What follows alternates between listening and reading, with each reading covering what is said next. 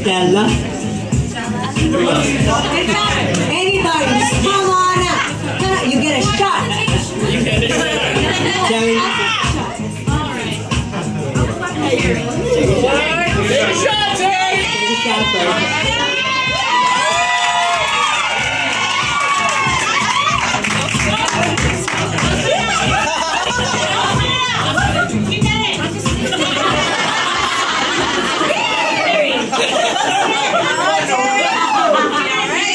I don't drink.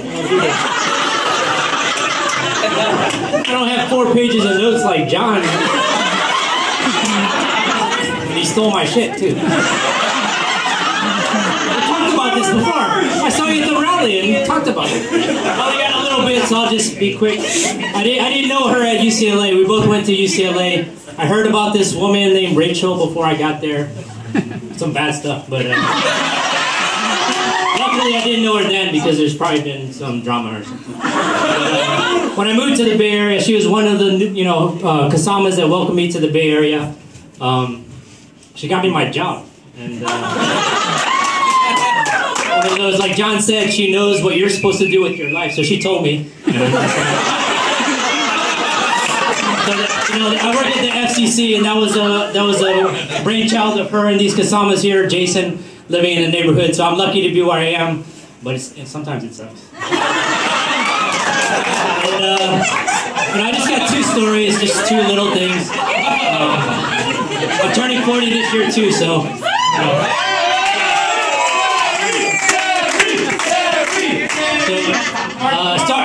Okay, first one.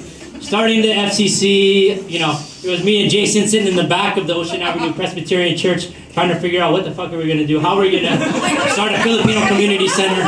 But you see in this room is a lot of the product of that. We got some of these young cats here from Balboa High School who were probably drinking back then. Now we're in the bar tonight drinking with them too. None of that happened at the FCC. None of that happened at the FCC. So, the cops came to the FCC on 2 occasions. One, when a big fight broke out among some of these, drama, normal beef between high school students. So, we handled that. The other time, I think, is when we had a big event, and a lot of you know this, but, I don't sing too much, but she don't sing.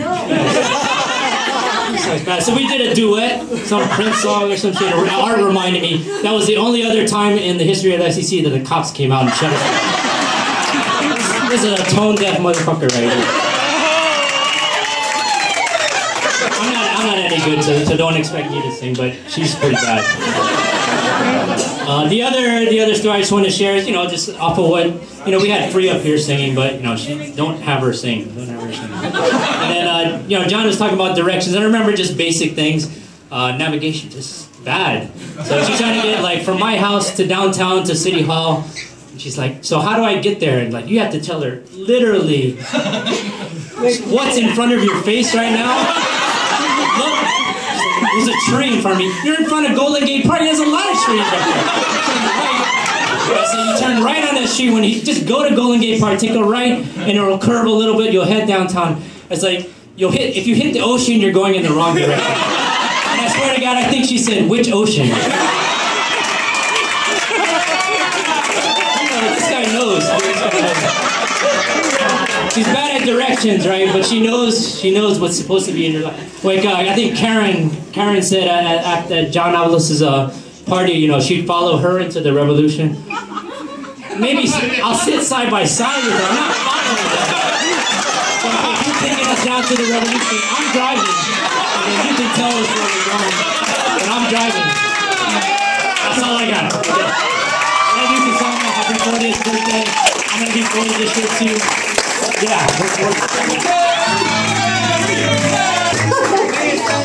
Okay, no, so I don't.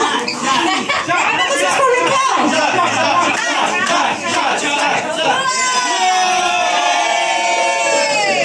Oh, it's just like being in the Avalos office.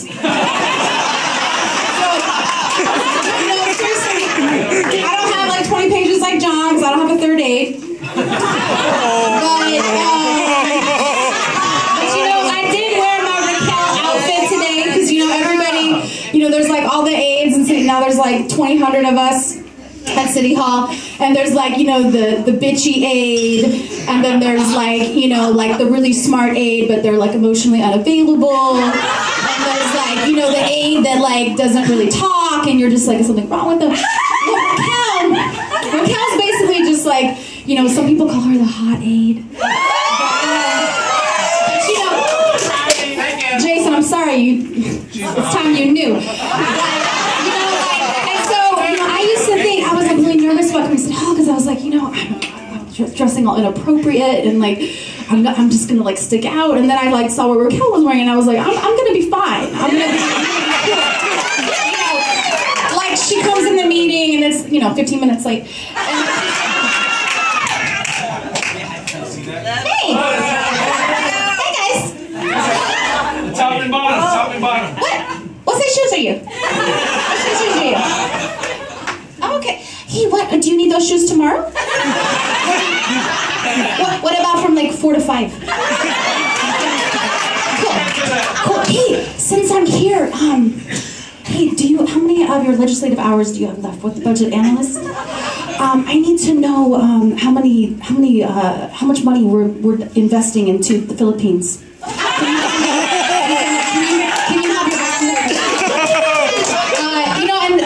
actually, you know, I've actually gotten in hot water before, right, with my own boss because I actually have another boss, and so, you know, like my boss comes in the room, and you know, and she's just like, hey, why haven't any of you guys been answering my text messages? No one's answering my emails. You know, I need this right now. I need that right now, and we're all just like, oh, sorry, because I'm on the phone with Raquel right now. She needs me to reserve some room or like reserve the front steps for like a potluck for church or something. And Jane's just like, but I'm your boss. What's up, Raquel? What do you need? Okay, I'm on it. That's cool. Like spreadsheet, you know, like there's like all this like paper coming out of the printer, like spreadsheets and everything. And Jane's like, what is all this? What? Oh, that's Raquel needed some paperwork.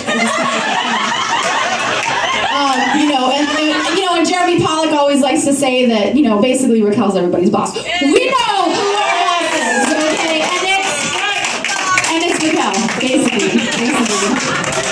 You know, and I mean, everyone's already talked about the shoes under the desk, you know, but that's not all that's under the desk. She's got like Malaya's like other like missing sock. It's like little children's socks just like creepily underneath the desk. You know, we have those panic buttons that if you hit them, the sheriff's, deputies come running, and it's like they're always coming upstairs because it's just, there's so much crap underneath their desk. You know, there's like pictures of like her and April when they were like both teenagers or whatever. You know, and they had those horrible bangs. You know, everything's just like, you know, Chris Daly T-shirts and Mardi Gras beads and shit. You know, it's like. And she's like, oh, sorry.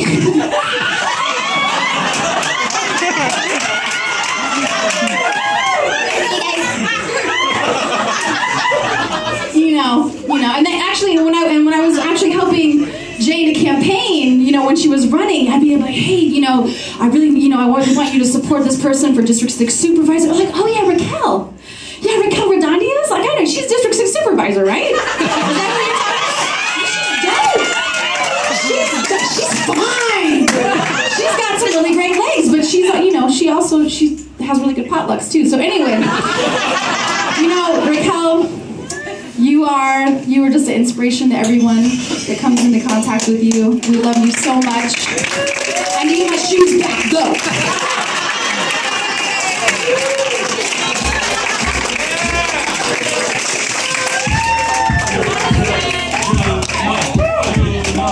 Thank you, Sonny. Alright, we got June. June, you coming up? Do a little roasting toast. Shot. No shots. No shots. No shots. You gotta give me a shot. I owe you. I always tell Rachel that I'm not the clever one, so I'm sorry. I think people are going to expect something funny out of me, and I think John and Terry and Sonny took it all, so I'll try my best, but if it's a room full of solids, it's okay, I'm used to it, so don't worry. John did say it also. I think most of the things I'll be saying, you know, will be like footnotes to like his report, right? And so, One time, Raquel was driving to my house. Yeah, exactly, uh-oh. And I live in San Mateo, right? So this isn't the Excelsior, so... And I say, hey, you know, you should take the 280 because it's nicer, right? And I say, just make sure you hop on the 92, right? Take the 92 east, right? And she goes, okay. And then she calls me like 30 minutes later, and it only takes 20 minutes to get to my house. And she says, hey, I'm passing Stanford. Did I pass the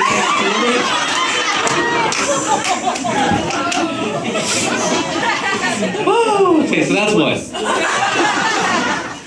Just recently, Raquel actually has one of those phones now that you can talk into, and then it texts, right? And so that's why sometimes you get those weird text messages that don't make sense. It's because she's talking into it. And there's no police here right now, right? I don't know if Art's here either, but this is about the time when Art was about to give birth to his recently born baby. And we're driving up the 280, trying to exit 6th Street during rush hour, right? And she's in the far lane to the left, and she's reading updates about what's going on with Art's baby, and she's switching lanes at the same time. And she's trying to merge onto the 6th Street exit, which by any normal human being is already hard enough. And I'm just like, and I'm sitting in shotgun like, am I gonna die? I have kids. Okay. So let's go a little bit into history. I didn't know about 4th grade, so thank you very much. So middle school, I don't know if a lot of you know, but Raquel was actually into Wicca, and she was a witch. So a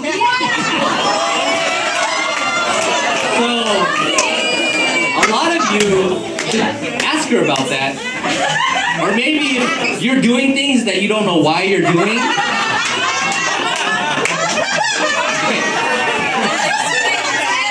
Okay. Last one.